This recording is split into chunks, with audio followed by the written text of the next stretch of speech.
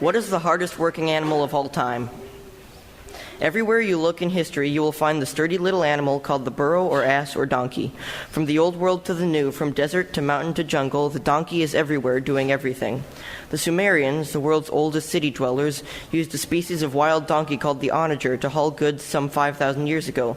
The ancient Egyptians wouldn't have gotten far building the pyramids without the donkey's help. The city of Damascus, the world's oldest continually populated city, was once called the City of Donkeys because of the number of donkeys that carried goods and people through the city. From tractors to taxicabs, the work of the world that machines do today was, in times past, done by and large by donkeys. Donkeys are a patient, humble, and essential animal to our past. Considering everything that the donkey has done for human civilization, the donkey has gotten a bum rap. Usually when a donkey is discussed, its character's flaws are referenced. Topping the list are stubbornness and noisiness. Some even describe the donkey as being lazy. It's true that a donkey often goes slower than its master prefers, but that also gives the donkey its steadfastness. The bray of the donkey is not very melodious either. When we refer to the Bible, we find over 100 references to the donkey. When Abraham is called to Mount Moriah to sacrifice Isaac, he travels on a donkey. When wood was hauled from the forests of Lebanon to build the temple at Jerusalem, donkeys did the heavy lifting. The donkey is even featured in the Ten Commandments, which prohibits coveting thy neighbor's wife, goods, ox, or donkey. As our story shares today, no animal was closer to Jesus than the donkey. It was a donkey that, led by Joseph, carried the pregnant Mary to Bethlehem. Likewise, when Jesus was born, a donkey, along with an ox and sheep, were present in the humble stable.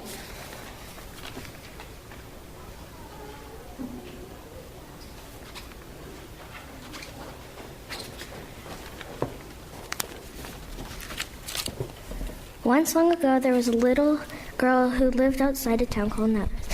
Her father owned 4 donkeys. 3 of the donkeys were young and strong. The 4th donkey was old and weak, but the girl loved the 4th donkey the best of all. The donkey's name was Small One.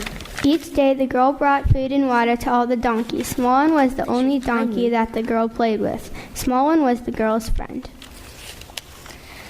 One day, the girl was going to help her father gather firewood. The girl was responsible for getting the donkeys ready to go over the hills. The girl's father walked 3 strong donkeys. He stacked large pieces of firewood on their backs as they walked. The girl walked behind, leading her friend Small One. The girl was careful to only place the lightest pieces of wood on Small One's back. Small One was too weak to carry a heavy load. The girl's father noticed that she was only putting little sticks on Small One's back. Father did not like this, but kept quiet and said nothing to the girl. When it was time to go home, the girl pushed Small One up the hill. The little donkey was very tired. Partway up the hill, Small One slid and fell. Small One toppled the load of small sticks onto the ground. The girl picked up some sticks, placed some on the donkey's back, and carried the rest herself. When the girl reached the top of the hill with the little donkey, her father was waiting for her. The girl's father was very angry. Don't you have enough work to do without doing Small One's work as well? Oh, Father, Small One is no work at all. I really don't mind. The girl and the father walked home side by side. While they walked, Father explained to his daughter that they could not afford to keep Small One because Small One could not carry enough wood to pay for his own food. I'm sorry, but tomorrow I will take Small One to town to sell him. He will bring 1 piece of silver. No, Father, no, you can't sell him. You just can't. Please try to understand. Small One is old and living in town means that he won't have to work so hard. Father, may I take him to town for you? Well, very well. You may take Small One to town, but you must return by nightfall. Please understand that Small One must be sold. You must get at least 1 piece of silver for him. Don't worry, Small One. You won't have to carry these heavy sticks anymore. I will sell you to someone who will love you as much as I do. Good night, Small One. The next day, the girl and small one walked over the hills to the town. The town was a very busy place. The donkey and the girl felt very small among the legs of tall horses and camels. When the girl and the donkey arrived at the gates, they were stopped by a guard. What do you want, girl? I have come to sell my donkey, sir. Well, there is a man in that third shop down the lane who is in need of such an animal. Go there. The girl and small one found the shop and went inside. It was very dark and smelled bad. Some other animals were tied up inside, looking scared. Don't be afraid, small one. At first, they did not see anyone. Then they saw a man sharpening a knife. Hello. Yes. Do you have a donkey to sell? Yes, his name is Small One. I will give you 1 piece of silver. The girl inquired whether the man would take good care of small one. The man laughed and said that he was the tanner and would make a leather bag out of small one. No, I won't sell him. The girl and the donkey walked far away from the tanner's shop. They came upon a potter. Would you like to buy my donkey? That big of bones? No way. The girl walked further down the street and saw a baker.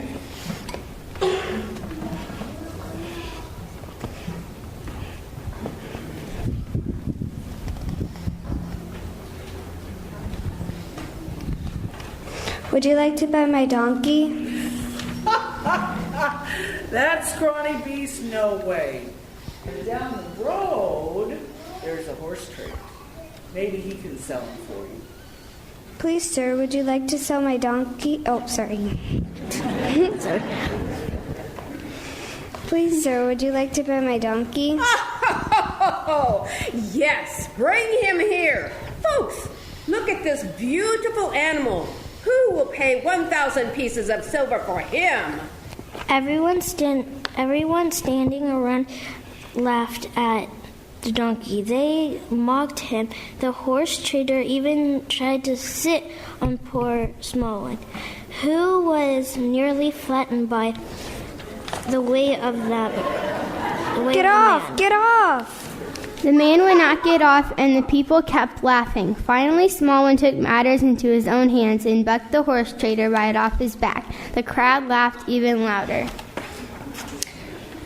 Small One and the girl walked slowly through the street of town. The tired donkey knew the only solution. Small One led the girl back to the tanner's shop, ready to give up his life for the girls. They were both very sad as they sat down on the street and cried. The man with a kind and gentle face came up to Small One and the girl.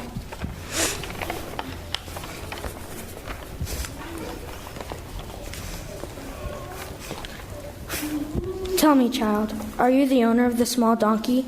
Yes, his name is Small One. Is he for sale? My wife Mary and I need to go to Bethlehem. Mary is with child and cannot make the journey on foot. Yes, sir, Small One is for sale. He is a very kind donkey. I can only offer you 1 piece of silver. I hope that is enough. The girl felt she could trust the man and knew that Small One would have a good home. 1 piece of silver is just fine. Thank you, child. Small One will have a good home. Goodbye, Small One. Be good and be sure on foot. Come along, Small One. The girl followed Mary and Joseph and Small One to the edge of town and watched them walk slowly down the road to the east. The girl felt sad and happy at the same time. She was certain that Small One would have a good life with her new family.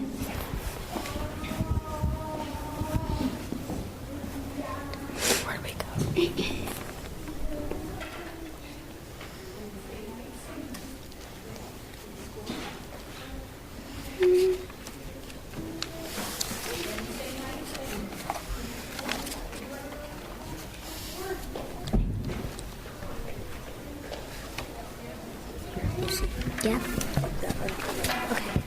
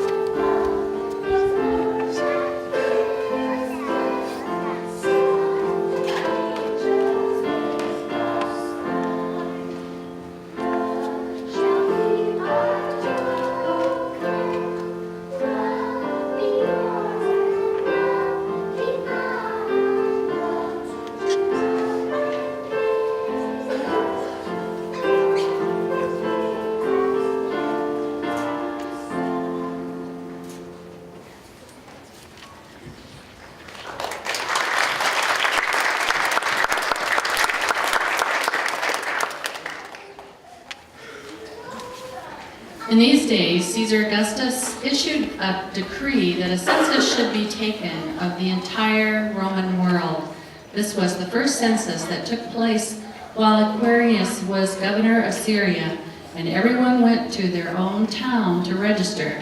So Joseph also went up from the town of Nazareth to Galilee and Judea, to Bethlehem, the town of David, because he belonged to the house and the line of David.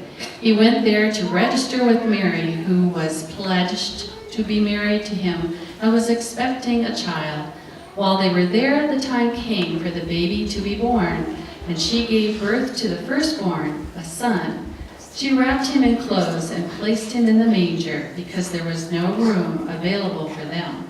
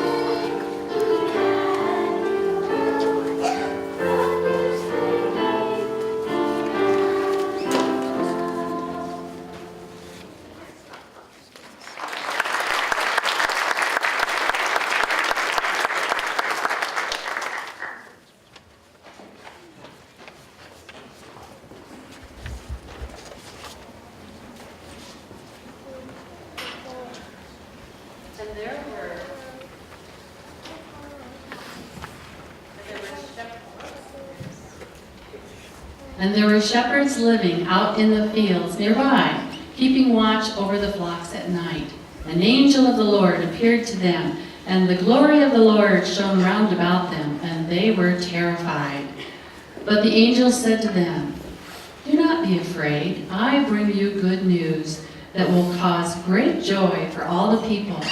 Today in the town of David a Savior has been born to you. He is the Messiah, the Lord. This will be a sign to you. You will find a babe wrapped in clothes and lying in a manger." Suddenly a great company of the heavenly hosts appeared with the angel, praising God and saying, "Glory to God in the highest, heaven on earth, peace to those whom his favor rests." When the angels had left them and gone into the heaven, the shepherds said to one another, "Let us go to Bethlehem and see this thing that has happened, which the Lord has told us about."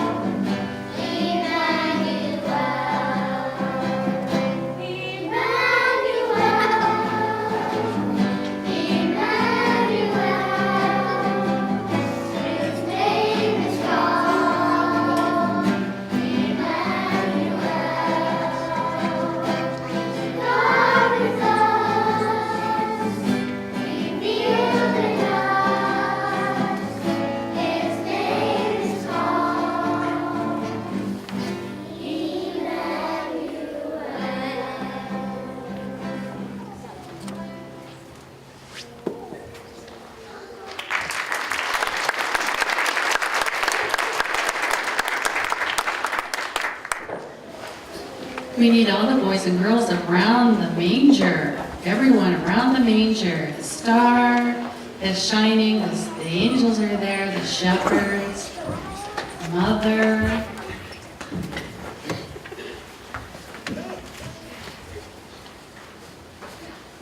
Luke 2, 16 through 20. So they hurried off and found Mary and Joseph and the baby who was lying in the manger. And when they had seen him, they spread the word concerning what had been told them about this child, and who heard it were amazed at what the shepherds said to them. But Mary treasured up all these things and pondered them in her heart. The shepherds returned, glorifying and praising God for all of the things that they had heard and seen, which were just as they had been told. After Jesus was born in Bethlehem in Judea, during the time of King Herod, Magi from the east came to Jerusalem and asked, "Where is the one who has been born King of the Jews? We saw his star when he rose and have come to worship him." When the King Herod heard this, he was disturbed, and all of Jerusalem with him. When he had called together all the people's chief priests and teachers of the law, he asked them, "Where is this Messiah that was born?" "In Bethlehem in Judea," they replied, "for this is what the prophet has written. But you, Bethlehem, in the land of Judea, are by no means least among the rulers of Judea. For out of you will come a ruler who will shepherd my people Israel." And then Herod called the Magi secretly and found out from them that the exact time of the star had appeared. He sent them to Bethlehem and said, "Go and search carefully for the child. As soon as you find him, report to me, so that I too may go and worship him." After they had heard the king, they went on their way, and the star they had seen when it rose went ahead of them, and it stopped over the place where the king was. And when they saw the star, they were overjoyed. On coming to the house, they saw the child with the mother Mary, and they bowed down and they worshipped him. And they all opened their treasures and presented them with gifts of gold, frankincense, and myrrh. And having been warned of a dream not to go back to Herod, they returned to their country by another route. And now we'd like all the children to sing Silent Night, verse 1, and we would like our guests, the rest of the adults, to join in on verses 2 through 4. Silent Night in your hymnal is page 239.